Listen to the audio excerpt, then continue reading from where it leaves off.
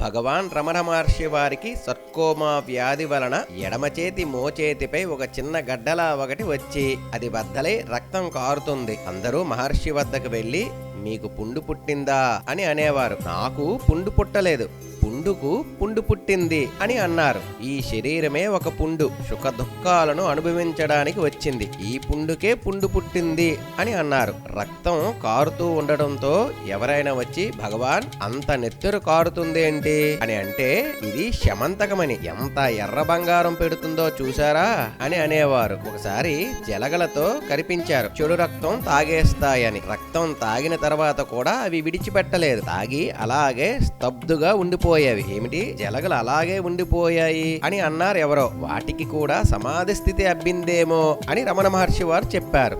సుఖ దుఃఖాలను సమానంగా చూసేవారు. అంతటి స్థితప్రజ్ఞుడు భగవాన్ రమణ మహర్షి. స్వస్తి.